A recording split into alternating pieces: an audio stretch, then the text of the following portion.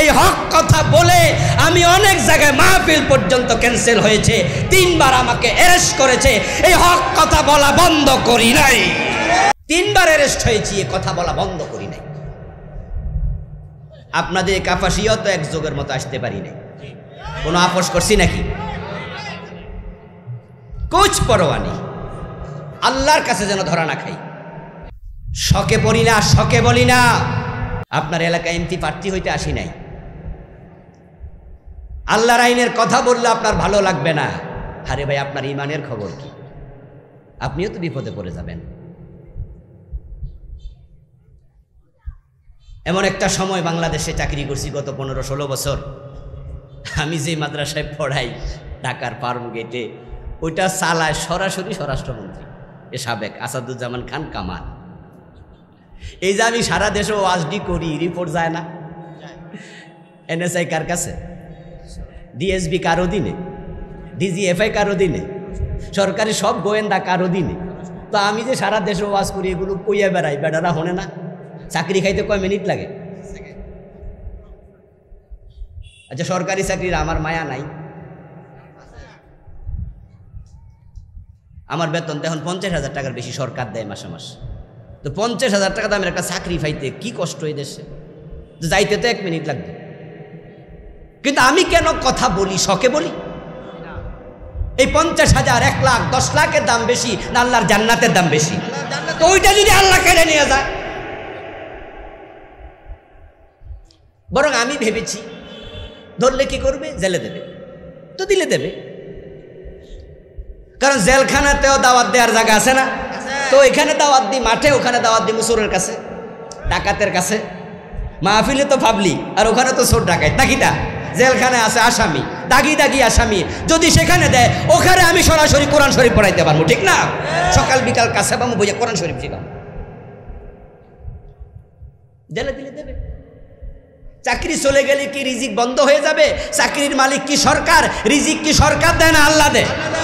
আমার চাকরি কি সরকারে দিছে? না, আমার আল্লাহ দিছে। এটা উসিলা ছিল সরকার। আপনারা যারা সরকারি চাকরি করেন, চাকরি সরকার দেয় নাকি? না, চাকরি আল্লাহ দেয়। যদি সরকারে চাকরি দিত তাহলে সবাই চাকরি পাইতো, সবাই পায়নি। চেষ্টা করে 1000, চাকরি পায় 100, তো বাকি 900 তো পায় নাই। সরকারে দিলে তো সবাই দিয়ে দিত। আমার দোস্ত, আপনাদেরকে আদর্শ উজ্জীবিত করছি। আপনারা আমার চিন্তাটা একটু ভাববেন। আমরা 92% মুসলমান, আমার কাছে কোরআন আছে, রাসূলের সুন্নাহ আছে। আমার দেশে কেন কোরআনের আইন থাকবে না? এই জন্য কথা বলা শুরু করে দেন। কবে জানি কায়েম হয় জানি না, তবে কোরআন কায়েম হওয়ার আগ পর্যন্ত এই কথা বলা কেউ থামাতে পারবে না।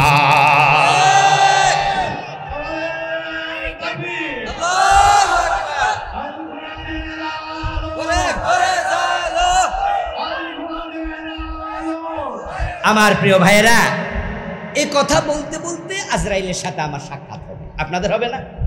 আজরাইল হঠাৎ একদিন আসবে, এসে বলবে ওঠো চলো। এবং তিনি যখন আসবেন আর আগে কোনো সংকেত দিবেন না, হঠাৎ করে আসবেন। আচ্ছা, এমন কি হতে পারে না যে আজকে মাহফিল থেকে যাওয়ার সময় আমার মৃত্যু হবে? আমি আমার রবের কাছে যখন যাব, আজকে আমার আমলনামায় রেকর্ড হচ্ছে যে আমি আল্লাহর কোরআনের আইনের কথা আজকেও বলেছি। এই দেশে কোরআনের আইন না থাকলেও আমার কোনো লস নাই। আমার রব আমার আমল দেখে বিচার করবে, ঠিক কিনা? মদিনায় তো রাসূলুল্লাহ ইসলামী রাষ্ট্র করছে। আব্দুল্লাহ ইবনে উবাই কি বেহেশত পাইছিল? ওর বাড়ি কোথায়? হ্যাঁ, মাশাআল্লাহ।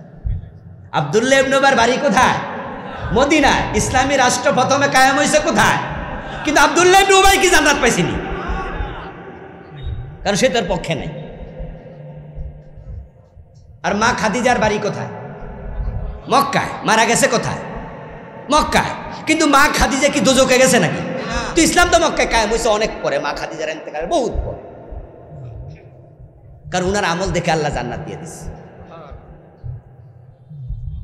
আমরা বলতে বলতে আজরাইলের কাছে যেতে চাই, আর এর মাঝে যদি কায়েম হয়ে যায় তাহলে তো আলহামদুলিল্লাহ, ঠিক কিনা? পাইয়াই গেলাম, আসল দায়িত্ব পাইয়া গেলাম। আরে দোস্ত, আমার রাসূল কোরআনের বিজয়ের জন্য এসেছেন, কোরআন অন্ধকার থেকে আলোর পথ দেখাতে এসেছে। আলহামদুলিল্লাহ, আমার রাসূল যখন কোরআন দিয়া সমাজ চালাইছে তখন সমাজে আর কোনো বেনামাজি পাওয়া যেত না।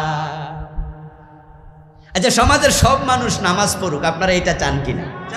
এটা চান তো? চাইলে কোরআন কায়েম না হলে কেমনে হবে? হুজুররা তো 52 বছরে ওয়াজ করছে, 53 বছরের বাংলাদেশে। আসরের টাইমে সালা বাজার গিয়ে দেখবেন আজানের পরে কত % লোক মসজিদে গেছে। টোটাল বাজারে যদি 1000 লোক থাকে তাহলে কতজন গেছে মসজিদে, কতজন যায় নাই? অর্ধেক কত যায় না, বরং 10 ভাগের 1 ভাগও যায় না। বাকি 900 দোকানদারি করতেছে, কেনা বেচা করতেছে। তা আপনি না কিছুক্ষণ আগে বললেন আপনি চান যে সব মানুষ নামাজি হোক। সত্যি যদি চান তাহলে কোরআন বিজয়ের কাজ করেন, কোরআনের আইন হয়ে যাবে সংসদে, আজানের সাথে সাথে দোকান বন্ধ করতেই হবে। এমন আইন ইসলামে আছে না নাই? ইজা নুদিয়া লিস-সালাতি মিন ইয়াউমিল জুমুআতি ফাসআউ ইলা যিকরিল্লাহি ওয়া দারুল বাই। নবীজি মুহাম্মদ সাল্লাল্লাহু আলাইহি ওয়াসাল্লাম বলেছেন, আমার মন চায় আজানের পরে কোনো একজনকে ইমামতির জায়গায় দাঁড় করাইয়া দেই, তারপরে কিছু যুবক সঙ্গে নিয়া মানুষের বাড়ি ঘরে যায়, যারা নামাজে আসে নাই তাদের ঘর বাড়িতে আগুন লাগাইয়া দেই। তবে সেখানে নাবালেগ বাচ্চা আছে, মহিলারা আছে, এজন্য আমি আগুন লাগাইলাম না। এই হাদিস দ্বারা বোঝা যায় মসজিদমুখী হওয়া আমাদের জন্য আবশ্যক। বাজারের দোকানগুলো যদি আজানের সাথে সাথে বন্ধের আইন থাকতো, দোকান বন্ধ না করলে পুলিশ থাকবে যারা লাইসেন্স বাতিল করে দেবে, রিপোর্ট করবে। দোকানের লাইসেন্স যদি 2-4টা বাতিল হয়ে যায়, এই খবর অন্য দোকানদাররা পায়, পরের সপ্তাহ সবাই তারের মতো সোজা হয়ে যাবে। ঠেলার নাম ও প্রিয় ভাই, 53 বছরে রাসূলুল্লাহর সে আইন, চোর ধরে হাত কাটো, একদিনও মানলেন না। চোর ধরে হাত কাটা নফল না ফরজ? তো নামাজ না পড়লে যদি কবিরা গুনাহ হয় এটা ফরজ, রোজা না রাখলে যদি কবিরা গুনাহ হয় এটা ফরজ। তো 53 বছর চোর ধরে হাত কাটার ফরজ আইন এই পুরা বাঙালি জাতি একদিনও মানল না, তাদের বুঝি কবিরা গুনাহ হয় নাই? এখন আপনি বলবেন যে হুজুর তো আপনিও তো এই কবিরা গুনাহ করছেন, কারণ এই দেশে তো আপনিও আছেন। আমি তখন বলবো জি না, আমি আপনার মতো না। কারণ এই আইনটা ব্যক্তি বাস্তবায়ন করবেন, এটা করবে রাষ্ট্র। এই জন্য রাষ্ট্রকে যেন এই আইন মানে, এই আইন করে। আমি ওয়াজ করছি, চেষ্টা করছি, মিছিল করছি, মিটিং করছি, সেমিনার করছি, সিম্পোজিয়াম করছি। আমার দোস্ত, হক কথা না বলে যদি আপনি চুপ করে থাকেন তাহলে বোবা শয়তান হওয়া লাগবে, আর বোবা শয়তান আখিরাতে জাহান্নামী হবে। আপনার খবর কি? আমি আল্লাহ তাআলার কাছে বলবো, রব তোমার রাসূলের আইন বাংলাদেশে ছিল না, কিন্তু আমি আবুল কালাম আজাদ এই আইনের পক্ষে ছিলাম, তার বিপরীতে কখনো ছিলাম না, চুপও থাকি নাই। তুমি আমলনামায় দেখো প্রতিটা কথা আমলনামায় রেকর্ড হচ্ছে কিনা। আল্লাহর জমিনে আল্লাহর বিধান নাই, এই ফরজ লঙ্ঘনের কত গুনাহ। কোরআনে আরেক আয়াতে দেখেন আল্লাহ কি বলেন, ওয়ামান লাম ইয়াহকুম বিমা আনজালাল্লাহু ফাউলাইকা হুমুল কাফিরুন। কোরআনের আয়াত বলেছেন কে? আল্লাহ। মাশাআল্লাহ, কে বলেছেন? আল্লাহ। হ্যাঁ, আমার তো মুখ, কথা তো আমার না, কথা হলো আল্লাহ। বাংলা অর্থ কি? বাংলা অর্থ হলো যারা এই কোরআনের আলোকে বিচার করবে না তারা সবগুলো কাফের। তা আপনি বলবেন যে হুজুর তো নামাজ কালাম যে পড়ি, তো কাফের কেমন হইলাম? না, কোরআনের আইনে বিচার করি না, দেশ চালাই না, কিন্তু নামাজ তো পড়ি, তো কাফের হইলাম কেমনে? এবার আল্লাহর জবাব শুনুন। আল্লাহ তাআলা আরেক আয়াতে এই কথারও জবাব দিয়েছেন। কারণ মানুষ বেশি চালাক না আল্লাহ বেশি চালাক? এজন্য কিছু তিনি বাদ রাখেন নাই, সব বলে দিয়েছেন। উনার সাথে চালাকি চলবে। আল্লাহ বলেন ইয়াকুলুনা নুমিনু বিবাদিন ওয়া নাকফুরু বিবাদিন ইউরিদুনা আইয়াত্তাখিযু বাইনা যালিকা সাবিলা উলাইকা হুমুল কাফিরুনা হাক্কা। সুবহানাল্লাহ পড়েন। আল্লাহ বলে তারা বলে কিছু মানি, তবে সব মানতে পারি না। তারা মাঝামাঝি রাস্তা খোঁজে, একবারে মানি নাও বলে না, সব মানবো এটাও বলে না। আল্লাহ বলছে এই চিন্তা যারা লালন করো উলাইকা হুমুল কাফিরুনা হাক্কা, তোরা অরিজিনাল কাফের। কি কঠিন কথা, হাক্কা, তোরা যে কাফের কোনো সন্দেহ নাই। আল্লাহকে আমি তোদেরকে কাফের তালিকা নাম লিখেছি। অধিক্ষা চলবে না, অধিক্ষা চলবে না। বাংলাদেশে যে নোটগুলো আমরা ব্যবহার করি, সবচেয়ে দামি নোটটা কত টাকার নোট? 1000 টাকা। সালা বাজার রওনা দিচ্ছেন মাগরিবের পরে, আপনার বউ পাঠাইছে, বউ বলছে যে কারেন্ট মাঝে মাঝে চলে যায়, একটা মোমবাতি কিনে আনেন তো, বাজারের পাশে আপনার বাড়ি। তো মোমবাতি কেনার জন্য বাজারে যাবেন, মোমবাতির দাম 5 টাকা বা 10 টাকা, কিন্তু আপনি ক্যাশ খুইলা ডয়ার খুইলা দেখেন যে 1000 টাকার একটা নোট আছে, কোনো বাংতি টাকা। এখন মনে মনে ভাবতেছেন যে আমি বুড়া মানুষ, 1000 টাকার নোট লইয়া বাজারে যামু, এই টাকা যদি হারাই মারা যায় তাও তো সমস্যা, আবার যদি পকেট মারে নেয় তা আরেক সমস্যা। এখন এত টাকা নিয়ে বাজারে যামু, আবার টাকা ছাড়া গেল তো খরচ পামু না, কি করি কি করি, বুদ্ধি মাথায় আসছে, যাক মাঝখান দিয়ে সিরালাই, সুন্দর কইরা ভাঁজ কইরা মাঝখান দিয়ে সিরালাইছে। সিরা মনে মনে ভাবতেছেন যা যদি হারাইয়াও যায় 500 তো বাঁচলো, অর্ধেকটা বাড়িতে রাইখা বাকি অর্ধেকটা বাজারে গেছেন। আচ্ছা, বাজারে যাই এই টাকার নোটটা আপনি দোকানদারকে দিয়ে বললেন যে ভাই একটা মোমবাতি দাও 10 টাকা দামের, উনি দিবে তো? কথা বলতে হবে কিন্তু ভাইয়েরা, উনি দিবে? বরং সে বড় চোখ দিয়ে আপনার দিকে তাকাইয়া থেকে মনে মনে ভাববো চাচা পাগল হইল কবে, কিরে চাচা তো সুস্থ মানুষ, পাগলামি করতেছে। তো সে বলল যে চাচা আপনি এটা কিতা করলেন যে মাঝখানে, বাকিটা কই? তখন চাচা করলো, মিয়া বুদ্ধি তোমার চেয়ে আমার কম না, ও আমারটা আমি করছি, কেন করছি আমি বুঝি, তুমিও 490 টাকা ফিরাই দিবে?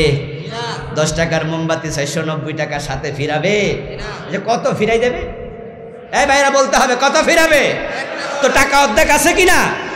তো শুধু নামাজ পড়ে জান্নাত চাইবেন, আল্লাহ দেবে তো? বাকিটা কই? আর মানুষজন যদি সবাই মসজিদে চলে যেত, ক্রেতারাও যায় বিক্রেতারাও যায়, তাহলে বলুন তো বাজারের মসজিদে একবার দুইবার জামাত হবে না, বারবার হওয়া লাগবে? মসজিদ আরো অনেক বড় করা লাগবে, বেনামাজি থাকবে না। তাবলীগের ভাইয়েরা, এই নামাজের জন্য আপনারা কত কষ্ট করলেন। এই দেশে নামাজের দাওয়াত তাবলীগের মতো এত বেশি আর কোনো জামাত কোনো দল দেয় না। কিন্তু আমাদের এই ভাইয়েরাও তো 53 বছর দাওয়াত দিল, তার আগ থেকে শুরু করলো। ফজরের টাইমে নামাজি কই? মসজিদ তো খালি। ও দোস্ত, ওয়াজও লাগবে, আইনও লাগবে। এ কোরআন যেমন নসিহতের কিতাব, কোরআন আবার আইনেরও কিতাব। আপনারা আওয়াজ দিয়ে বলবেন যারা বোঝেন, কোরআনের মাঝে নসিহত আছে না নাই? আইন আছে না নাই? এখন আপনি দুইটার মাঝে একটা মানবেন, বাকিটার খবর কি? শুধু সারা বছর ওয়াজ করলেন, আইনের কথা ভুলে গেলেন, তাহলে তো 1000 টাকার নোট আপনি মাঝখানে সিরা লাইলেন। ফজরের নামাজের ফরজ কয় রাকাত? মাশাআল্লাহ, জোরে বলেন কয় রাকাত? আচ্ছা, 1 রাকাত যদি ঠাসাইয়া পড়লেন সূরা ইয়াসিন দিয়া, 15 মিনিট লম্বা, দ্বিতীয় রাকাত না পড়া বাড়ি চলে গেলেন, ওই 1 রাকাতের দাম কত? আল্লাহরে কয়ে দিবেন, আল্লাহ 1 রাকাত তো দারুণ কইরা পড়ছি। আল্লাহ বলবেন আমি বলেছি 2, অর্ধেকের কোনো দাম। ও দোস্ত, আমরা ইসলামের ব্যাপারে বেকল, বেকুব, বেআকল, এখানে বুঝি না অর্ধেক মাইনা জান্নাত চাই। আপনারা কারা চান না দারিদ্রতা বিমোচিত হোক? সবাই আমরা চাই এ গরিব মানুষগুলো দুই মুঠো খেয়ে বেঁচে থাকুক। যারা ভিক্ষা করছে তারা যেন ভিক্ষা না করে। যারা মেয়ে বিয়ে দিতে পারে না টাকার অভাবে, তার মেয়েটার যেন বিয়ে হয়ে যায়। যারা অসুস্থতায় ওষুধ কেনার টাকা নাই, রাষ্ট্র যেন চিকিৎসার ব্যবস্থা নেয়। গরিব মানুষ যেন গরিব না থাকে, এটা আমরা কে না চাই? সবাই চাই। কিন্তু যাকাত ভিত্তিক অর্থ ব্যবস্থা কায়েম করার পক্ষে আপনি আসেন না। যদি দেশটা জাকাত ভিত্তিক চলতো, রাষ্ট্র জাকাত তুলতো, গরিবদেরকে জাকাত দিত, পুরা দেশে দারিদ্রতা বিমোচন করতে 15 বছরও লাগবে না।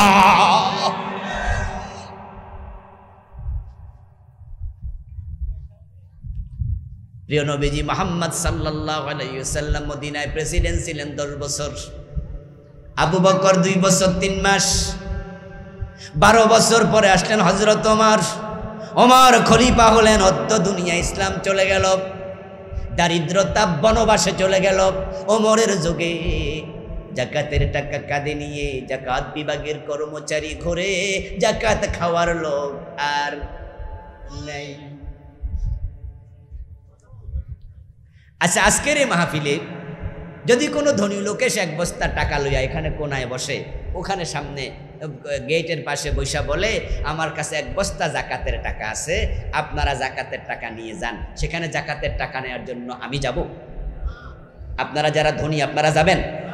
আপনাদেরকে যদি ওই বেটা আইসা দিতে চায় নেবেন? আপনারাও বলবেন যে না না, আমি জাকাত খাবো। ওমরের যুগে এমনই ছিল, জাকাতের বিভাগের কর্মচারী জাকাতের টাকা নিয়ে মানুষ খোঁজে। পাবলিক কয় আমরা জাকাত খাই না, কারণ দারিদ্রতা নাই। আহার ইসলাম, আহার ইসলাম, আহার ইসলাম। ইসলাম সে তো পরশ মানিক, তারেকে পেয়েছে খুঁজি, পরশে তাহার সোনা হলো যারা, তাদেরই মোরা বুঝি। এই দেশের গরিব মানুষগুলো ইসলাম বুঝলো না, তারাই 500 টাকা দিলে ভোট দিয়ে আলায়, ঠিক না? একটা বিড়ি খাওয়াইলে বাটফারে ভোট দিয়ে দেয়। এই গরিবেরা এগুলা করে বেশি, ধনীরা 5 টাকা দিয়ে বেচা যায় না। গরিবদের ভোট কেনা সহজ। গরিবরা যদি সিদ্ধান্ত নিত ভোট বেচবো না, ইসলামের পক্ষে আসবো, কোরআনওয়ালারা ক্ষমতায় যদি যায়, গরিবদেরকে আগে খুঁজে খুঁজে জাকাতের টাকা দিয়ে ধনী বানাই দেবে। কারণ জাকাতের টাকার হকদার কেনা? কারা হকদার? তো গরিবরাই তো খুঁজে বাইর করবো, আর ওরাই তো দিবে। আচ্ছা, আপনাদের গাগটিয়া সালা, এটা কি ইউনিয়নের নাম? গাগটিয়া ইউনিয়ন। আচ্ছা, এই ইউনিয়নে যদি গরিব খুঁজে বের করা হয় যে মোট 500 গরিব আছে, আর রাষ্ট্র যদি বলে যে এই 500 জনকে ডেকে আনো, মহিলা গরিব হলে তাকে সেলাই মেশিন কিনে দেয়া হবে, সেলাইয়ের প্রশিক্ষণ দিই, অথবা একটা গাই গরু অস্ট্রেলিয়ান 1 লাখ 1.5 লাখ দিয়ে কিনে দেবে, সে দুধ বেচবে। গরিব যা আছে রিক্সাওয়ালা একটা অটো রিক্সা কিনে দেবে। যে অটো রিক্সা চালাইতে পারবে না গরিব মানুষ কিন্তু বুড়া, হেরে একটা ছোট্ট ব্যবসা খুলে দেবে, ব্যান গাড়িতে করে তরকারি বেচো, তোমার 2 লাখ টাকা পুঁজি দিয়ে দিলাম। এইভাবে 500 লোককে যদি দিয়া দেয় আর বলে দেয়া হয় ভাই আগামী বছর থেকে তোমারে কিন্তু আর জাকাত দেব না, টাকাটা মাইরা খাইও না, যত্ন করো, তাহলে তুমি আর গরিব থাকবা না। যদি সে ব্যবসা করে 1 বছরের ব্যবধানে এই লোকে আবার জাকাত দেয়া শুরু করতে পারবে। এই 500 জনের মাঝে 100 জন বাদ দেন, বাকি 400 জন ধনী হয়ে যাবে, মানে জাকাত খাওয়া লাগবে না, মোটামুটি টুনটুন্ডা ধনী হয়ে যাবে। ইসলাম না আসলে এটা হবে না। কারণ যারা ইসলামের আইন মানে না তারা আমানতদার হয় না, ওরা উল্টা খাইয়া বইয়া থাকবে। এই 53 বছর আমরা এটাই দেখেছি। এখন প্রিয় নবীজি সাল্লাল্লাহু আলাইহি সাল্লাম যেই কারণে দুনিয়া আসলেন দিনের বিজয়, ওই দিনের বিজয়ের কাজ আমাদের করা দরকার আছে কিনা? কোরআন শুধু পড়লে হবে না রে দোস্ত। আরে ভাই কি ওয়াজ করমু, কারে করমু, এখন তো পড়েও না,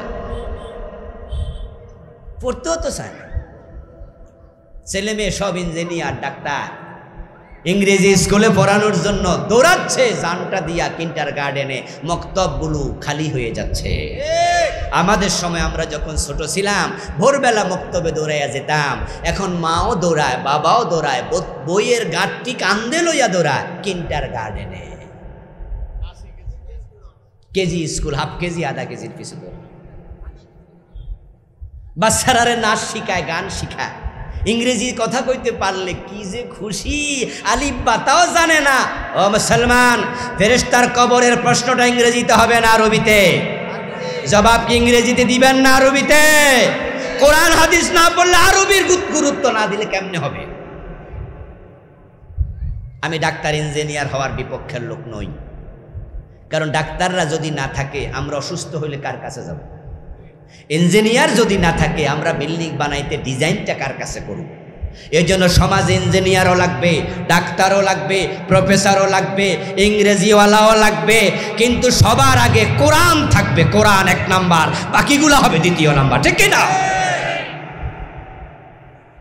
বাল তুসিরুনাল হায়াতাদ দুনিয়া। আল্লাহ তাআলা কোরআন মাজিদে বলে, আমি জানি যে তোমরা দুনিয়া ফাইয়া এটারে প্রাধান্য দিবা, আখেরাত ভুলে যাবে। আলহামদুলিল্লাহ, আল্লাহর কিছু বান্দার আখেরাত বলে নাই। 5টা বাচ্চা, 5টাই আলেম, এমন পরিবারও আছে। আমি এমন পরিবারও চিনি, সন্তান যে কয়জন সবগুলো হাফেজ, সবগুলো মাওলানা। আমার বন্ধু, আপনাদের কাছেও সেই অনুরোধ রাখবো, আপনার একটা সন্তান কমপক্ষে আলেম বানাবেন, একটাকে কমপক্ষে কোরআনওয়ালা বানাবেন, যেন আপনার মৃত্যুর পরে আপনার সন্তান জানাজার নামাজ ইমামতি করতে পারে। এরপরে সে মাওলানা হইয়া অন্য অন্য বিষয় পড়বে, আলিম পর্যন্ত পড়ুক, মেশকাত পর্যন্ত পড়ুক। এরপরে সে যদি ইউনিভার্সিটির প্রফেসর হইতে চায়, ডাক্তারি পড়তেছে, পড়ুক না। সে অতটুকু পড়ার কারণে দেখবেন যে সে ইসলামের মোটামুটি চর্চা জানবে। ও ভাই, আপনার সন্তান যদি আপনার জানাজার ইমাম হয়, সে আল্লাহু আকবার বলে লাশের সামনে খাড়াবে, দোয়া করবে, আল্লাহুম্মা গফিরলি হাইয়িনা ওয়া মাইয়িতিনা ওয়া শাহিদিনা। এই দোয়া যখন করবে, আল্লাহ তুমি ক্ষমা করে দাও আমার এই মৃত বাবাকে, আমার মৃত মাকে। আপনার লাশ সামনে অন্য হুজুর যদি ইমাম হয়, তার দোয়া আসবে মুখ থেকে, আর আপনার ছেলে যদি ইমাম হয়, দোয়া আসবে কলিজার ভিতর থেকে। কলিজার ভিতর থেকে দোয়া আসবে। রাব্বির হামহুমা নিয়মিত শুনবেন, পড়বেন। কি ভাবছেন সন্তান আলেম বানাইলে রিজিকের অভাবে মরে যাবে? রিজিকের মালিক কে? রিজিকের মালিক কে? আল্লাহ, আল্লাহ, আল্লাহ। এই যে আমাদের বাবারা, আলহামদুলিল্লাহ, আমাদের দাদা, আমার বাবা, আমরা যে আলেম বানাইছে, ওরা কি ঠকছে? ঠকে নাই। বিদেশ থেকে আমাদের কাছে অফার, আলহামদুলিল্লাহ। এই অগাস্টেও 22 দিন ছিলাম আমেরিকা, যাওয়ার টিকিট দিছে, আসার টিকিট দিছে, 22 দিন খাওয়াইছে, আসার সময় এতগুলা ডলার দিয়েছে। এই কাতারে যাওয়ার জন্য কয়দিন পরে প্রোগ্রাম, আমি বলছি পারবো না, একবারে এই মার্চের শেষ দিকে হলে পারবো। আমরা তো এখন অভাবে নাই, আমরা খাবার অভাবে নাই, বরং আমরা খাই না। এজন্য আমাদের কোনো গর্ব নাই। এটা সবটার উসিলা কি? আল্লাহর কোরআন। আপনি দেখবেন বারাকা কাকে বলে, আপনার মসজিদের ইমামের দিকে তাকাবেন, বেতন পায় 5,000 10,000, কিন্তু গায়ের জামাটা দেখবেন পরিপাটি। তার সন্তান দেখবেন সবগুলো ভদ্র হয়েছে। কোন ইমামের ছেলে গাঁজাখোর হয় না, বাটপার সিটার হয় না। কোরআনের সাথে বরকত আল্লাহ দিয়ে দেয়। আর 1000 কোটি টাকার মালিক আছে, পোলাপান কথা শোনে না, মেয়ে ড্যান্স ক্লাবে নাচে, ছেলে যাইয়া গাঁজা খাইয়া শুয়ে থাকে, শান্তি নাই, ট্যাবলেট না খাইলে রাতে ঘুমেও ধরে না। এই জন্য আসুন আমরা কোরআনের পক্ষে চলে আসি, কোরআনটাকে জীবনে লালন করি। সকাল বিকাল তেলাওয়াত করব, অর্থ বুঝবো, নিজে পাঠ করে যা বুঝলাম জীবনে আমল করব, এবং বাংলার এই জমিনে কোরআনের আইনের পক্ষে এখন থেকে কাজ করব। যারা কোরআনের পক্ষে আমরাও তাদের পক্ষে, যারা কোরআনের পক্ষে নাই আমরাও তাদের পক্ষে থাকব না। যদি এই চিন্তা লালন করেন, আপনি প্রকৃত মুমিন, না হয় আপনি এখানেও আছেন, হেয়ানেও আছেন, আপনি মুনাফিক। এই যে আপনারা মোবাইল কিনছেন, কেমনে মোবাইল চালায়? এখন তো অ্যাভেলেবেল সবার হাতে মোবাইল, কিন্তু পাস্ট যখন মোবাইল আসছে তখন কোন জায়গায় টিপ দিতে হয় সেটা তো মানুষ জানতোই না। মাইক যখন প্রথম আসছে কেমনে মাইকে সুইচ টিপ দিতে হয় মানুষ এটাও তো জানতো না, কিন্তু যে বানাইছে সে বুঝা শুনাই বানাইছে। যেই কোনো মেশিনের সাথে ক্যাটালগ থাকে, বিশেষ করে যেটা নতুন আসে ক্যাটালগ থাকবেই, কারণ মেশিন যত দামি হোক ব্যবহার বিধি যদি না জানে দামি জিনিস হয় না ঘরে ফালাই রাখা লাগবো। এই কোরআনের চেয়ে দামি কোনো কিতাব এই পৃথিবীতে নাই, কিন্তু কেন আল্লাহ পাঠাইলেন তা যদি নাই জানেন কোরআন কাছে থাকবে যথাযথ ফলাফল পাওয়া যাবে না। ঔষধ যখন বানায় কোনোটা খাওয়ার জন্য বানায়, কোনোটা গায়ে মালিশ করার জন্য বানায়, যেটা মালিশের জন্য বানাইছে সেটা যদি খাইয়া বইয়েন, আর যেটা খাওয়ার জন্য বানাইছে ওইটা গায়ে মাখেন, রেজাল্ট পাবেন। কোরআন আসলো কেন, রাসূলুল্লাহ আসলেন কেন, আমরা আজকে সেটা না জেনেই কোরআন শুধু পড়ে গিলাপ বেদে তাকে রেখে দিলাম, আর নিজেরা পরিচয় দিলাম আমরা কোরআনে বিশ্বাসী, আমরা কোরআন পড়ি। এখন কোরআন যে তোমরা পড়লা, এই কোরআন তোমাদের সমাজে মানুষ মানে কিনা, রাষ্ট্রে মানে কিনা, আদালত কোরআন দিয়ে চলে কিনা, রাষ্ট্র কোরআনের আইনে চলছে কিনা, এ নিয়ে মুসলমান মাথায় গামায় না, এজন্যই কোরআনের ফল পায় না। জাহেলিয়াতের যুগে কোরআন এসে শান্তির পৃথিবী দিয়েছিল, চুরি ডাকাতি বন্ধ হয়ে গিয়েছিল। এখন কোরআন ৯২% মুসলমানের ঘরে আছে, চুরি ডাকাতির ঠেলায় থাকা যায় না, কলমের খোসায় দেশের কোটি টাকা চুরি করে কানাডায় বেগম পাড়া বানাচ্ছে। ফিয়ন ৪০০ কোটি টাকার মালিক হয়ে যাচ্ছে। দেশের মানুষ একটা ডিম কিনে খাওয়া লাগে ১৩ টাকা দিয়ে, ১৫ টাকা দিয়ে। ও দোস্ত, এই যে দ্রব্যমূল্যের ঊর্ধ্বগতি ঠেকানো কেন যায় না? আপনারা এখানে যারা আছেন অনেকেই মনে মনে বলবেন, হুজুর অসুবিধা কি, টাকা তো আছে খরচ করমু। হ্যাঁ দোস্ত, আপনারা যারা মিডল ক্লাস, যারা আপার ক্লাস, মধ্যবিত্ত, উচ্চবিত্ত, ডিম যদি একটা ৩০ টাকা হয় খরচের টাকা আছে, আপনার সমস্যা নাই। কিন্তু যে মানুষগুলো সমাজে নুন আনতে ফান্তা ফুরায়, আগে রিক্সাওয়ালা সকালবেলায় ওর বউকে বলতো একটা কাঁচামরিচ দিয়া একটু পেঁয়াজ দিয়া একটা ডিম ভাজি করে দাও, পান্তা ভাত দিয়া খেয়ে রিক্সা চালাতে যাব। এখন ওই রিক্সাওয়ালাও ভাবে একটা ডিম কিনতে গেলে ১৫ টাকা নাই, করি কি?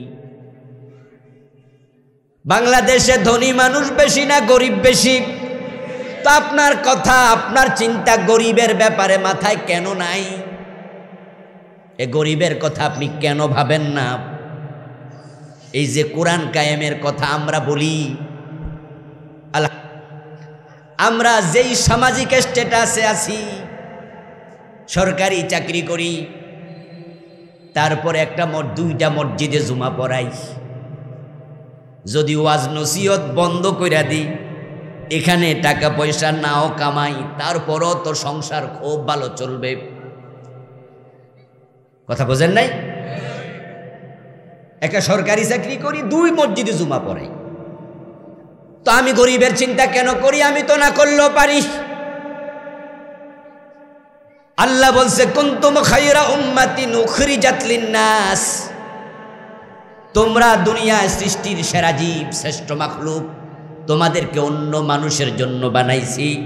আপনি নিজেকে নিয়ে শুধু ভাববেন, সমাজ নিয়ে ভাবা দরকার আছে না নাই? যদি না ভাবেন, আপনি সৃষ্টির সেরা দাবি করার কোনো অধিকার আপনার নাই। এই কোরআনকে আমরা কাজে লাগালাম না। এই কোরআন কেন আসলো তা অনেকে জানতেও চাইলাম না, যার কারণে আমাদের কাজ হলো সকাল বিকাল পড়ো আর গিলাপে বেঁধে তাকে রেখা দেও, দায়িত্ব শেষ। আর আপনি বলছেন আপনি মোমেন। এই যে আমার কাছে মোবাইল আছে, এখন এটা যদি সুন্দর করে মুইসা টুইসা একবারে ভালো কইরা গোলাপ জল দিয়া ধুইয়া আমি রাখিয়া দেই, লাভটা হইল কি? এটা যে বেড়া বানাইছে গোলাপ জল দিয়া ধুইয়া মুইসা টুইসা রাখার জন্য বানাইছে। তো আল্লাহ কোরআন পাঠাইলো কেন, নবী পাঠাইলো কেন, এটাই জানলেন না, শুধু নবীর উপর দুরূদ শরীফ পড়া বইয়া রইছেন। এবার বলুন তো নবী কেন আসলো, কোরআন কেন আসলো, মুসলমানদের জানা দরকার আছে কি না?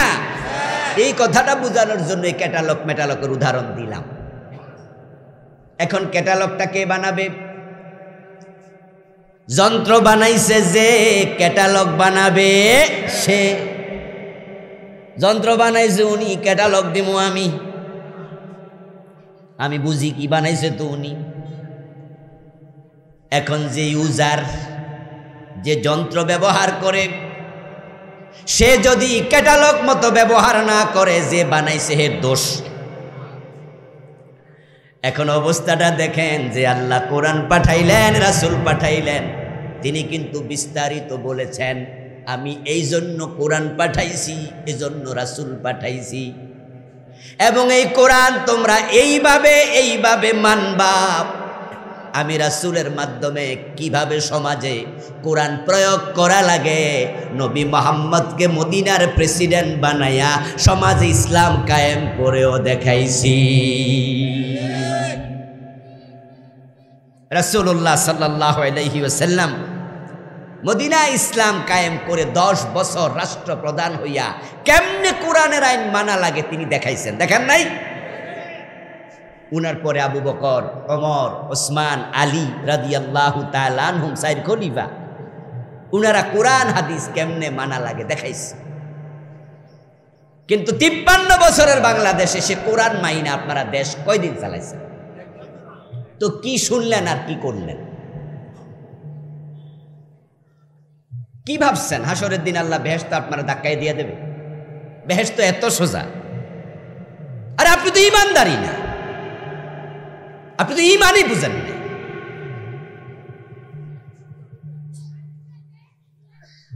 রাসূলুল্লাহর জামানায় উনার সামনে বসে নামাজ পড়তো, উনার সাথে টুপি মাথায় দিয়ে বসে ওয়াজ শুনতো। মাঝে মাঝে কিছু যুদ্ধের মাঠেও গেছে, যেমন গাজওয়ায়ে বনি মুস্তালিক নামক যুদ্ধে আব্দুল্লাহ ইবনে উবাই মুনাফিকদের নেতা, সেও সশরীরে গেছিল। কিন্তু রাসূলের উপর নাজিল হওয়া কোরআন পুরাটা মানতে মুনাফিকরা রাজি হয় নাই, অথচ রাসূলের সাথে এক মজলিসে বসতো। আল্লাহ তাদের উপরে তো রেগে গেছেন, তিনি ঘোষণা করে দিলেন ইন্নাল মুনাফিকিনা ফিদ্দারকিল আসফালি মিনান নার, এ তোদের মতো লোকগুলো জাহান্নামে থাকবি ফেরাউন নমরুদেরও নিচে। যারা মুখে বলতো কোরআন মানি, কাজের বেলায় নাই, বরং কোরআনের আইনের কথা শুনলে তাদের চেহারা কালো হয়ে যায়, অথচ মাথায় টুপি আছে, মুখে দাঁড়িয়ে আছে, অথচ নামাজ পড়ছে 5 ওয়াক্ত। তো মুনাফিক চেনার জন্য কি ইন্ডিয়া যাওয়া লাগবে? খুব সাবধান, খুব সাবধান, কারণ আজরাইল কোন দিন আইসা যায় বলা যায় না, আজকেও তো আইতে পারে। ও প্রিয় ভাইয়ারা, কোরআন কেন আসলো, রাসূলুল্লাহ কেন আসলেন? আল্লাহ তাআলা কোরআনের 2টি ভিন্ন ভিন্ন আয়াতে বললেন কোরআন কেন পাঠালেন। এবার শুনুন, তারপরে রাসূল কেন আসলেন বলবো।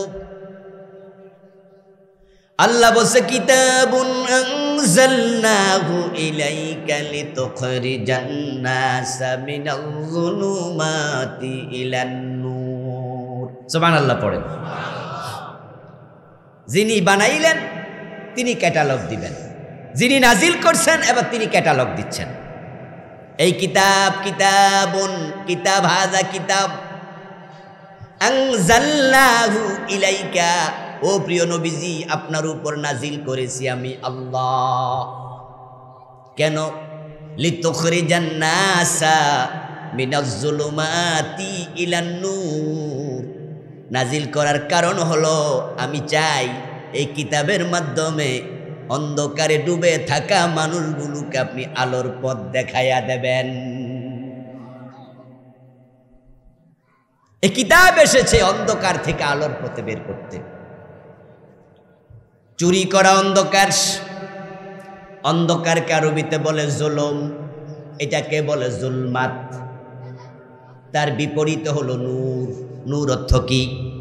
যারা জানেন তারা একটু বলিয়েন আর কি। নূর অর্থ কি? তার বিপরীত হলো জুলমা, জুল। লিতুখরিজান নাস মিনাজ জুলুমাত, জুলমাতুনের বহু বচন। সেন্টেটা আমার বরাবর দিয়ে। আপনি মানুষকে অন্ধকার সমূহ থেকে বের করে আপনি আলোর পথে নিয়ে আসবেন। আমি অন্ধকার থেকে বের করার জন্য কোরআন নাজিল করেছি। পয়রা পয়রা তাকে রাখার জন্য নাজিল করি নাই। সুদ খাওয়া হারাম, এটা নিষিদ্ধ, এই কথাটা কোরআনে আছে না নাই? আহাল্লাল্লাহুল বাইআ ওয়া হাররামার রিবা। আল্লাহ হালাল করেছেন ব্যবসা, হারাম করেছেন সুদ। আপনি সকালবেলায় কোরআন তেলাওয়াত করলেন এই আয়াত, আহাল্লাল্লাহুল বাইআ ওয়া হাররামার রিবা। পয়রা টয়রা কোরআনে চুমু খাইয়া তাকে রাখছেন। সকাল 10টা বাজে সুদে টাকা লাগাইছেন, তো পড়লেন কি আর করলেন কি? এই দেশে যারা কোরআন পড়ে, মসজিদে গিয়ে রমজান মাসে খতম তারাবিও পড়ে, এরা সুদ খায় না, সবাই আল্লাহর ওলি, ঠিক না? না সুদের লাগে আছে? আসেনি কিছু লোক এই কোরআন শরীফও শোনে, কোরআনও পড়ে, আবার সুদে টাকাও লাগায়। তো ক্যাটালগে যেটা আছে ইউজ করে না, রাইখা দেয়। আবার সে মনে মনে ভাবে বেহেশত ঠেকায় কে? ভাইরা আপনারাও বসে যান না, বসে গেলে সুন্দর লাগবে। এই জরুর ভলেন্টিয়াররা আপনারা থাকেন, অন্যদেরকে ধরে ধরে আস্তে আস্তে বসাই দেন। মাশাআল্লাহ, এই তো সুন্দর লাগতেছে ফিল। জুলুমাত মানে অন্ধকার। জুলুমাতুন বহু বচন। জুলুম শব্দের আরেকটি অর্থ হলো অন্যায়, অত্যাচার। এবার বলুন তো, যদি কেউ কারো মাল চুরি করে, কাজটা কি নেয় না অন্যায়? তো চুরি করা কি জুলুম নয়? এখন কোরআন আসছে চুরি বন্ধ করার জন্য, চুরি থেকে মানুষকে বিরত রাখতে। আলোর পথ দেখাও। যারা চুরি করবে তাদেরকে বলবে চুরি করো না, আল্লাহ চুরি করতে মানা করছে। মদ পান করা জুলুম, ঘোষ খাওয়া জুলুম। ঘোষ তো কত বড় জুলুম, তার ব্যাপকতা কত, তার প্রভাব কত সুদূর প্রসারী। যারা অফিস আদালতে যায় তারা বোঝে কত ধানে কত চাল। থানায় যাবেন, মনে হবে অবস্থা এমন যেন থানার মাটি পর্যন্ত ঘষায়। যদি মাটি কথা কইতে পারত, তাহলে টেবিল চেয়ার মাটি বিল্ডিং এর ইট এরাও কইতো আমারও কিছু দিয়া থাক। থানায় ঘোষ খায় না এমন অফিসার 100-র মাঝে একজন থাকতে পারে, তাও সন্দেহ। 1000-এর মাঝে 2-1 জন। এটা শুনে খুশি হয়েছে, অন্যরা কজাক আমরারে কইছে না। যেখানে দলিল লেখে সাব রেজিস্ট্রি অফিস, ওখানে ঘোষ আছে না নাই? কাগজ তুলতে যাইয়া টের পাইবেন। জমিন আপনার, কাগজ আপনার, বৈধ সব। ওই কাগজটা হারাইয়া গেছে, বাড়িতে আগুন লেগা পুড়া গেছে, হয় না? অথবা কোনো কারণে হারাই গেছে, কাগজটা তুলতে আপনি গেছেন। যারা সাব রেজিস্ট্রি অফিসে জমির দলিল লেখে, জমির দলিল তালাশ করে, সেখানে চাকরি বাকরি করে, সরকার তাদেরকে দায়িত্ব দিছে, তোমার কাজ হলো মানুষকে এই কাজে সহযোগিতা করা। তোমার ডিপার্টমেন্ট এইটা, এখানে খারিজ হারায় গেলে তুমি যেই জায়গায় মূল নথি আছে সেখান থেকে ফটোকপি করে তাকে হেল্প করবা। এজন্য সরকার চাকরি দিছে না? এর কাছে যাইয়া কবেন যে ভাই জমিটা, এই কাগজটা আমার, খারিজটা একটু তুলে দেন। দেখবেন আপনারে মনে হয় চিনেই না। কি কইতাছেন মনে বেড়া দেন দা হুনে নাই। এবার আপনি একটু মুস্কি হাসি দিয়া যদি কোন ভাইজান একটু, এবার কব কন কন তাড়াতাড়ি কন। আপনি বললেন যে খারিজ, তারপরে এবার এমনভাবে বুঝাবে যে এই কাজ তার জন্য সরকার দায়িত্বই দেয় না, এটা অন্য কাজ। আস্তে করে ঘুরায়া পেরায়া বুঝাতে চাইবে আগে কিছু দেন তারপরে হবে। আমার দোস্ত 200-500 টাকা না দিলে কাগজটা বের করবে না। এই যে আপনারে ঠেকায়া 200 টাকা নিল, এটা কি জুলুম নয়? তার কাজ ছিল আপনাকে এখানে বলবে যে ভাই এটা তো নথিতে আছে, ঠিক আছে, কিন্তু ফটোকপি করতে 10 টাকা তো লাগবে, ফটোকপি করতে তো 10 টাকা 5 টাকা লাগবে, এই টাকা তো আমার পকেট থেকে আমি দিতে পারবো না, সরকার তো আর এখানে টাকা বাজেট দেয় নাই যে ফটোকপি দিও, তো আপনি এটা কাজ করেন, 10টা টাকা আমারা দেন, 5টা টাকা দেন। অতটুকু নিতে পারত, কিন্তু সে 200-500 না দিলে দেবে না। থানায় গেলে ঘোষ, হাসপাতালে গেলে ঘোষ, অফিসে গেলে ঘোষ, সব জায়গায় মানুষ যেন ঘোষ খাওয়ার জন্য বসে আছে। এই যে এখানে একটা হাই স্কুল, কামারগাঁও উচ্চ বিদ্যালয়, এখানকার টিচাররা অবসরে যায়, অবসরে যাওয়ার পরে সরকার তাদের জন্য অবসর ভাতা দেবে, তাদের জন্য সরকারি কিছু সুযোগ সুবিধা আছে। এখন সে 10 লাখ 20 লাখ 50 লাখ টাকা সরকার তার জন্য রেখেছে, কিন্তু অফিসে গেলে টের পায় ঘোষ কাকে বলে। গত কয়েকদিন আগে, 4-5 দিন আগে এক হাই স্কুলের হেডমাস্টার সাহেব উনার ঘরে খাওয়াচ্ছিলেন, তো খাবার দিতে দিতে বলতেছে যে হুজুর আমি ওই কথা উঠছে আর কি, টাকা পাইছি কিনা একজন জিজ্ঞাসা করতেছে। তো আমি তখন বললাম যে স্যার আপনি কবে রিটায়ারমেন্টে গেলেন? বলো 3 বছর। 3 বছর কিছু পাইছেননি? কয় 1 টাকাও পাইনি।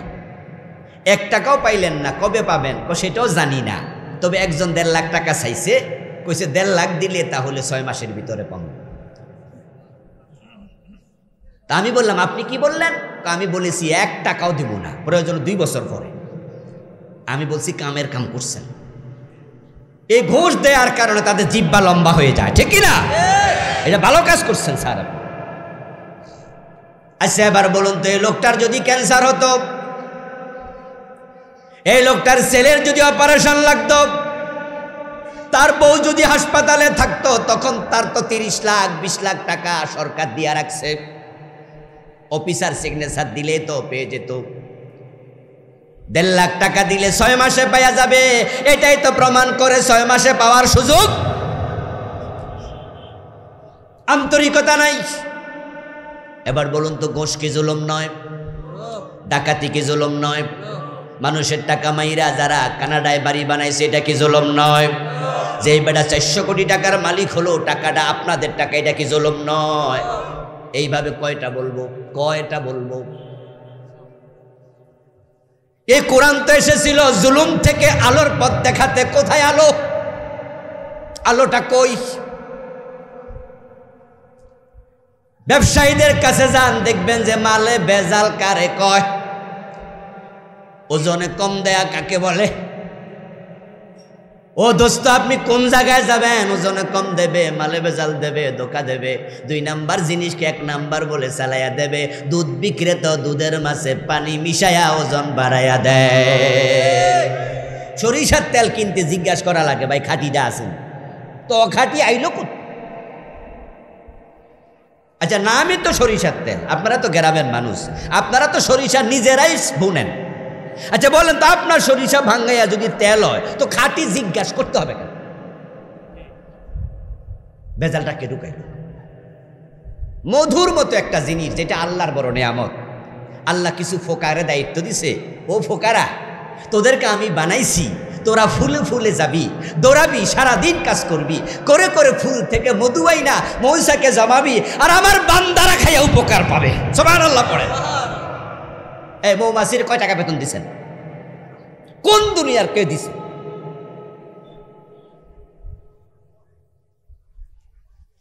যারা মৌমাছির চাষ করে তারা কয় টাকা বেতন দিছে মৌমাছির? আচ্ছা খাবার দিছি, কি দিছে? কিছু দিছে? ও বেটা মাগনা কাজ করতেছে। এইভাবে ফুলে যেতে হবে, মধু আনতে হবে, মৌসাকে জমাতে হবে। এই সিস্টেমটা তারা শিখাইছে কে? আল্লাহকে আমি বানাইছি তোমরা লাইয়া। এই মৌমাছিগুলো কত কষ্ট কইরা মধু সংগ্রহ কইরা মৌসাকে জমা করলো, আর আমরা কিনতে গেলে জিজ্ঞাসা করি ভাই খাঁটি মধুটা আছেন? এটার অখাঁটি বানাইল কে? ও দোস্ত, জুলুম আজকে এমন পর্যায়ে গেছে, দেখবেন আপনি আপেল কিনেন, আপনি আঙ্গুর কিনবেন, আমের মৌসুমে আম কিনবেন, গাছের আম পাকা, ওটা গাছ থেকে পারবেন সংগ্রহ করবেন, তারপরে না খাইয়া যদি টেবিলে রেখে দেন 3 দিন 4 দিন পরে দেখবেন পচা ধরছে, পাকনা আম পচে যাচ্ছে। কিন্তু বাজার থেকে আম কিনা, আপেল কিনা, আঙ্গুর কিনা 15 দিন রাখবেন, পচার কোনো খবর নাই। বলেছি, এটা বলেছি, বসেন। আচ্ছা, আপনারা যারা আছেন যে ঢুকে যাবেন, ফাঁকে ফাঁকে ঢুকে যায়। জি, আমার বন্ধু কি বলতেছিলাম জানি, আঙ্গুর পচে না, আপেল পচে না, কারণটা কি? ও দোস্ত, কোন কারণে এটা হয়? কারণ হলো তারা আঙ্গুরের মাঝে এমন প্রিজারভেটিভ মিশায়, যে প্রিজারভেটিভ বানাইছিল ডাক্তারেরা যেন লাশ না ফসে। মানে বানাইছে কি লাইগা, ব্যবহার কোথায়? মাঝে মাঝে ডাক্তারেরা প্রয়োজনে লাশ 1 মাস 2 মাসও রাখা লাগে হিমাগারে, মিশিয়ে দিলে লাশ পচবে না। এটা খাওয়ার জিনিস না, এটা লাশ যেন না পচে সেজন্য বানাইছে। আর কিছু অসাধু লোক লস দেবে না, লস যেন না হয়, মিশিয়ে দাও প্রিজারভেটিভ।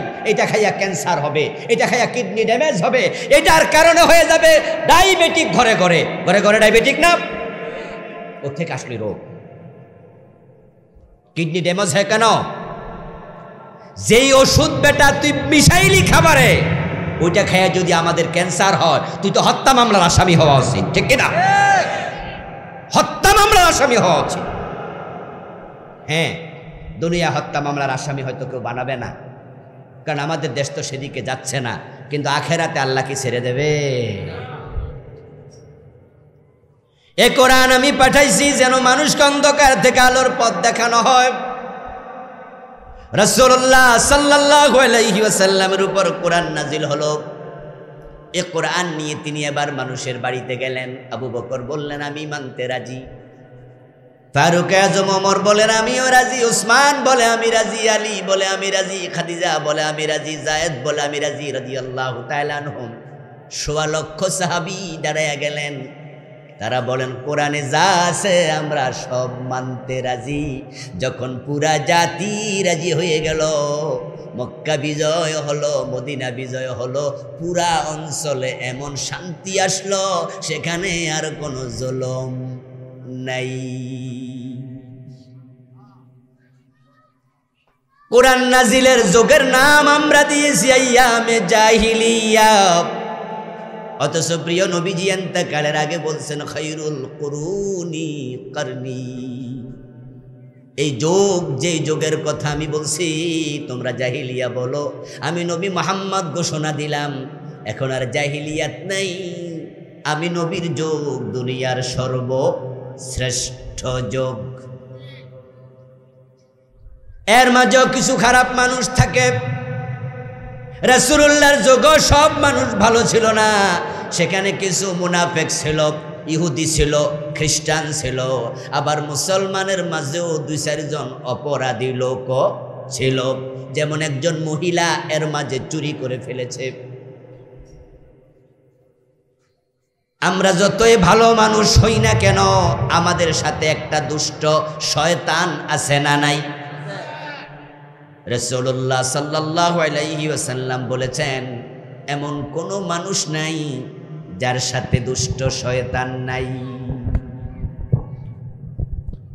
শয়তান সবার সাথে আছে। ইভেন রাসূল বলে, আমি নবী মুহাম্মদ, আমার সাথেও একটা শয়তান আছে। তবে ফাইন্নাহু আসলামা বি, আমার সাথে যে শয়তান আছে সে আমার কাছে মুসলমান হয়ে গেছে। সে আমার কথা শোনে, সে আমারে ধোকা দেয় না, ধোকা দিতে চায় না। আচ্ছা, রাসূলের শয়তান যিনি সাথে আছে ও বেটা ভালো হয়ে গেছে। আচ্ছা, আমরা সাথে যে শয়তান আছে হে ভালো হয়েছে? সাহাবায়ে কেরামের সাথে কি শয়তান ছিল না? তাই দেখা গেছে মাঝে মাঝে কিছু অপরাধ তাদের থেকেও প্রকাশ হয়ে গেল। ওই মহিলা সাহাবী চুরি করলো, এবার আল্লাহর নবী বলছেন, এই কোরআনের মাঝে আছে। কোরআন আল্লাহ নাজিল করছে কেন? মানার জন্য। আমল করার জন্য। এখন আমলের কিতাব মানার কিতাবে আছে আস-সারিকু ওয়াস-সারিকাতু ফাকতাউ আইদিয়াহুমা, চোর পুরুষ হোক আর মহিলা হোক ধরে ধরে হাত কেটে দাও। এখন কোরআনের আইনের আলোকে ওই মহিলা চোরের হাত কেটে দিতে হবে, হাত কাটো। প্রিয় নবীজি যখন এই অর্ডার দিলেন তখন সাহাবাদের মাঝে এটা নিয়ে একটু প্রতিক্রিয়া হলো, কারণ এর আগে কোনো মানুষের হাত কাটার ঘটনা আর ঘটেনি। তো সাহাবাদের মাঝে কেউ কেউ বললেন যে মেয়েটা অবিবাহিতা, যদি তার হাত কেটে দেয়া হয় তাহলে তো এই খুঁতের কারণে, এই দোষের কারণে আর বিবাহ হওয়ার সম্ভাবনা নাই, এবং তার বংশ ছিল সম্ভ্রান্ত। যদি হাত কেটে দেয়া হয় তাহলে তার বংশের মুখে চুনকালি লাগবে। রাসূলুল্লাহকে একটু অনুরোধ করো তো, তিনি যেন তার হাত না কেটে অন্য কোনো শাস্তি দেন। কিন্তু প্রিয় নবীর কাছে এই প্রস্তাব কে দেবে?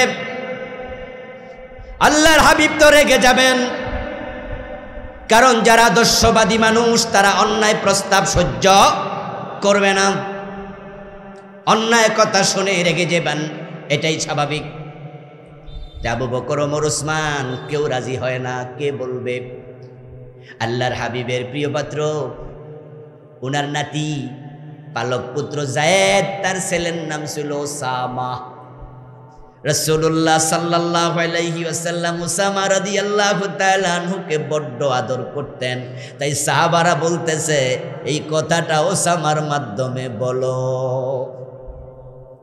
ওসামার বয়সও ছিল কম, এজন্য উনি আর দেরি করে নাই, দাদার কাছে গিয়ে হাজির।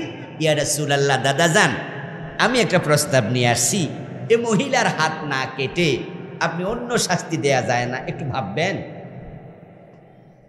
ফাতালাওয়ানা ওয়াজহু রাসূলিল্লাহি সাল্লাল্লাহু আলাইহি ওয়াসাল্লাম, সাথে সাথে প্রিয় নবীর চেহারা লাল হয়ে গেল।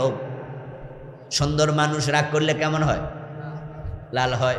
আর যারা কালো মানুষ আরো কালো হয়।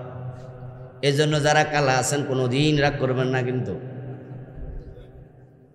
সুন্দর মানুষ রেগে গেলে লাল হয়ে যায়। প্রিয় নবীর চেহারা লাল হয়ে গেল। রাসূল যখন রেগে যেতেন আনারের দানা যেমন লাল, হাদিসে পাওয়া যায় প্রিয় নবীর চেহারা এরকম লাল হয়ে যেত।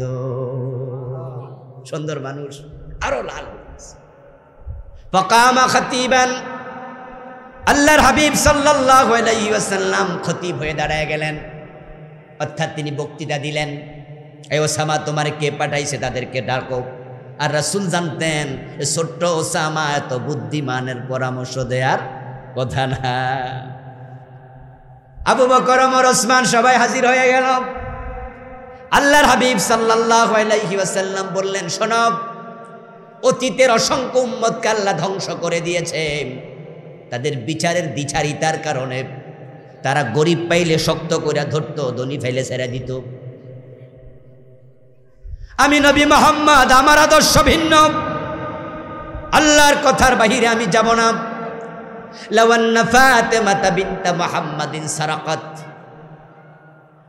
ওই মহিলা নয়, যদি আমার মেয়ে ফাতেমা চুরি করত, আমি নবী মুহাম্মদ ফাতেমাকে রেহাই দেব না, তার হাতও কেটেই দেব।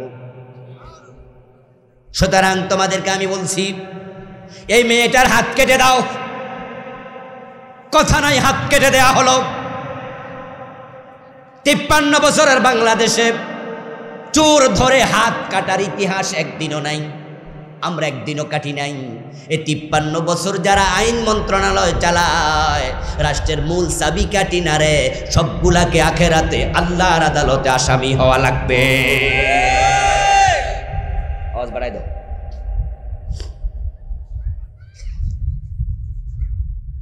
যদি আমরা হিন্দু সংখ্যাগরিষ্ঠ দেশে হতাম, বৌদ্ধ সংখ্যাগরিষ্ঠ দেশে হতাম, ইহুদি খ্রিস্টান সংখ্যাগরিষ্ঠ দেশে হতাম, তাহলে এই প্রশ্নটা আসতো না। কিন্তু আমাদের দেশে 100-র মাঝে 92 জন মুসলমান। আপনারাই বলুন তো, মুসলমানের দেশে কোরআনের আইন কায়েমের সুযোগ আছে না নাই? আচ্ছা, আপনারা চুরির পক্ষে, যে চুরি হোক কোনো অসুবিধা নাই, এই পক্ষে কে কে আছেন? আছেন কেউ? আসলেও নাই। তো তাহলে চোর ধরে হাত কাটার পক্ষে কেন নাই? এই যে আমাদের দেশে 53 বছর চোর ধরে জলে জেলে দেয়, এর থেকে চুরি কমছে? কথা বলেন, চুরি বন্ধ হয়েছে? কমছে? বরং আরো আরো বাড়ছে।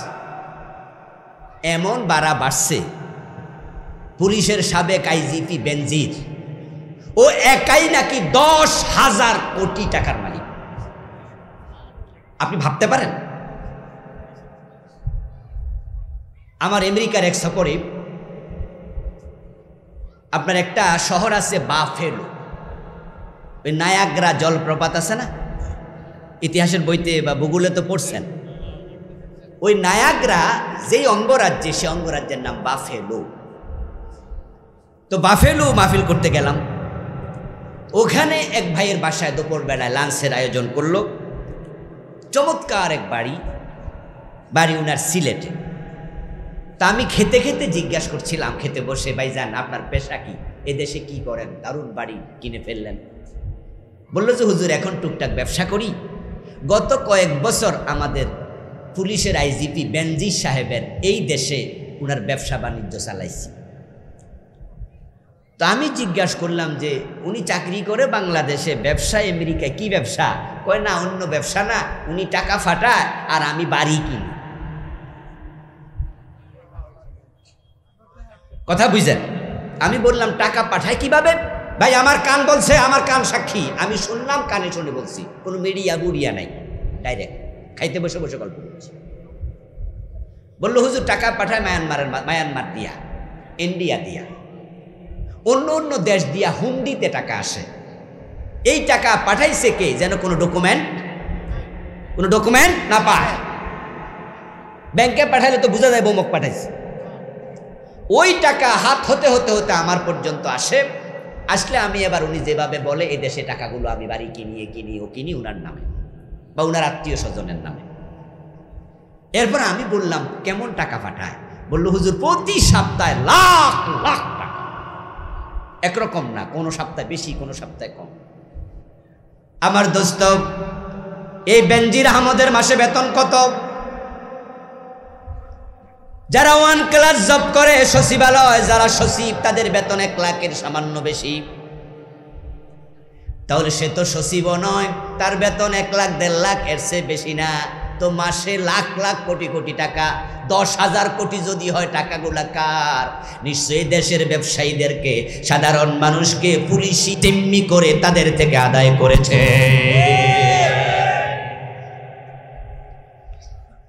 এই যে আমাদের গায়ে পোশাক আছে, এগুলা গার্মেন্টস পোশাক না? সুতা দিয়ে কাপড় বানায়। এই গার্মেন্টস শিল্পের যে মালিক, হাজার হাজার কোটি টাকার ব্যবসা, তাদের লাখ লাখ টাকার ব্যবসা এক একদিন। একটার কাছে এই এদিকে আসো, অফিসে ডাইকে আনছে, এনে বললো যে তোমার গার্মেন্টস কয়টা? বললো আমার 5টা। এত গার্মেন্টস চালাও মিয়া, তুমি কোটি কোটি টাকার মালিক, আমরা পুলিশ, আমরা কিছু ফামো না ফাইলে কিন্তু তোমার এই ফেসে ফালাম, ওই মামলা দিব, ওই করবো, তুমি টাকা দাও। কেমনে কারে ফেসে ফালান লাগিয়ে আপনারাও বোঝেন। ফালাইলো ধরেন তার থেকে 1 কোটি টাকা নিল। আচ্ছা 1 কোটি টাকা গার্মেন্টস ব্যবসায়ী টাকাটা তোলা লাগবে না? ও বেটা ওই টাকা তুলতে গিয়া কাপড়ের সুতার দাম বাড়াইয়া দিল। কথা বুঝছেন? এখন এই কাপড় কিনতে যায় আমি টাকা বেশি দেয়া লাগলো, আলটিমেট এই টাকা জনগণের কান্দে পড়ল। প্রশ্ন, ফজরের জামাত চলাকালে পিছনের কাতারে সুন্নত পড়া যাবে কি?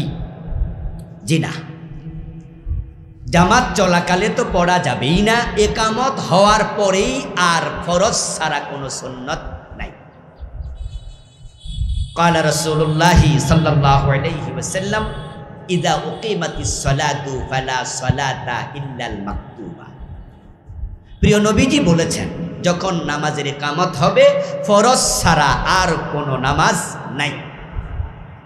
তো আপনি যদি তখন সুন্নতটা পড়েন, তাহলে রাসূলের এই হাদিসের আপনি উল্টা করলেন। রাসূল যাহা নিষেধ করে তাহা কি করা উচিত? তাহলে রাসূলের এই হাদিস সহিহ বুখারীতে আছে, মুসলিমে আছে, আপনি লঙ্ঘন করলেন। মনে মনে ভাবছেন যে হুজুর ফজরের নামাজ তো অনেক লম্বা হয়, তা আমি যদি সুন্নত 2 রাকাত পড়ি তাহলে জামাতও পাইলাম, সুন্নতও পড়া হলো।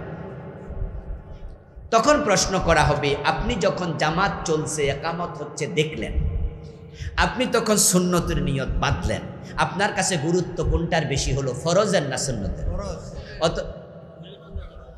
মানে আপনি সুন্নতের নিয়ত বাঁধলেন, আপনার কাছে গুরুত্ব কোনটার বেশি হয়ে গেল? অথচ গুরুত্ব বেশি কোনটা? আসলে কোনটা গুরুত্ব? তো ফরজ সামনে পেয়ে সুন্নত ধরতে গেলেন কেন? প্রথম রাসূল নিষেধ করছে, 2 নাম্বার আপনার কিন্তু উল্টা কাজ হয়ে গেল, ফরজ ছেড়ে দিলেন, গুরুত্ব উল্টা দিলেন। একজন সাহাবী ইকামত হওয়ার পরও তিনি সুন্নাতের নিয়ত বেঁধেছেন। এই নিয়ে আমি আমার নামাজের উপরে লেখা একটি বই আছে, হাদিসের বৈচিত্র্যে পূর্ণাঙ্গ নামাজ, বিস্তারিত আমি লিখেছি, এখানে ওইটাও আছে। আল্লাহর হাবিব সে সাহাবীকে ফরজের পরে ডাকলেন, ডেকে বললেন, তুমি একামতের পরে সুন্নার নিয়ত কেন বাঁধলা? তোমার কাছে কি তোমারটার মূল্য বেশি না আমারটার মূল্য বেশি? যদি আমারটার মূল্য বেশি হতো তাহলে তুমি তো তোমারটার গুরুত্ব দিতা না। ওই সাহাবীকে প্রিয় নবীজি ধমক দিলেন। এতে বোঝা যায় যে সাহাবারা কেউ কেউ জামাত চলাকালে সুন্নাহ পড়েছেন, যে হাদিসগুলো আছে রাসূলের নিষেধাজ্ঞার কথা হয়তো তারা তখনও জানতে, কারণ রাসূল যাহা নিষেধ করেছেন কোন সাহাবী রাসূলের নিষেধাজ্ঞা পাল্টাইয়া দেবেন এই কাজ তারা করবেন না। তাহলে সুন্নাহটা কখন পড়বেন? এ বিষয়ে উলামায়ে হানাফ বলেন এ সুন্নাত পড়বে সূর্য ওঠার পরে। অন্যান্য মাসলাকের আলেম শাফি, মালিকি, আহমদ ইবনে হাম্বল রাহিমাহুল্লাহ তারা সবাই বলেন যে না, সূর্য ওঠা পর্যন্ত অপেক্ষার কোনো প্রয়োজন নাই, বরং ফরজের জামাত শেষ সালাম ফিরাইয়া তিনি সুন্নাহ পড়ে নিতে পারবেন, কোনো অসুবিধা নেই। দলিল আরেকজন সাহাবীর আমল। ফরজ নামাজ শেষ, ওই সাহাবী দাঁড়ালেন, এই হাদিসটা আমি আমার এই বইতে এনেছি। দাঁড়াইয়া তিনি সুন্নাহ পড়লেন। রাসূলুল্লাহ সাল্লাল্লাহু আলাইহি ওয়াসাল্লাম ওই সাহাবীকে ডাকলেন, ডেকে বললেন, এই মিয়া, তুমি না আমার সাথে মাত্র ফরজ পড়লা, এখন আবার 2 রাকাত কি পড়লা এটা? ওই সাহাবী জবাব দেয়, ইয়া রাসূলুল্লাহ, সুন্নাত যে 2 রাকাত ছিল শুরুতে ওইটা আমি পাই নাই, আমি এখন সেটাই পড়লাম। আল্লাহর হাবিব চুপ থাকলেন, কিছুই বললেন না। অন্য হাদিসে পাওয়া যায় ফাকালা ফালা ইযা, আল্লাহর হাবিব বললেন, ও আচ্ছা, তাহলে কোনো অসুবিধা নাই। দ্বিতীয় প্রশ্ন, শুক্রবার জুমার নামাজের সময় লাল বাতি জ্বালিয়ে সুন্নাহ পড়তে নিষেধ করতে পারবে? না, করা উচিত, কারণ খুতবা শুরু হওয়ার আগ পর্যন্ত সুন্নাহ পড়া যাবে। তবে হ্যাঁ, যদি 2 রাকাত না পড়ে তাহলে খুতবা চলাকালেও সুন্নাহ পড়েছে এমন হাদিসও আছে। এক সাহাবী এসে বসে গেলেন, আল্লাহর হাবিব বললেন, আসসাল্লাইতা, তুমি কি সুন্নাহ 2 রাকাত পড়ে বসেছো? মসজিদে এসে 2 রাকাত না পড়ে বসা নিষেধ। ইজা দাখালা আহাদুকুমুল মসজিদা ফালা ইয়াজলিস হাত্তা ইউসাল্লি রাকাতাইন, মসজিদে এসে বসবা না, 2 রাকাত পড়ে বসবা। তুমি কি 2 রাকাত পড়েছিলে? ওই সাহাবী বলে, না। রাসূল বলল, 2 রাকাত পড়ো, দাঁড়াও, তারপরে বসো। এজন্য লালবাতি জ্বালায়া আগ থেকে নিষেধ করবেন, এই অধিকার আপনাকে দেয়া হয়।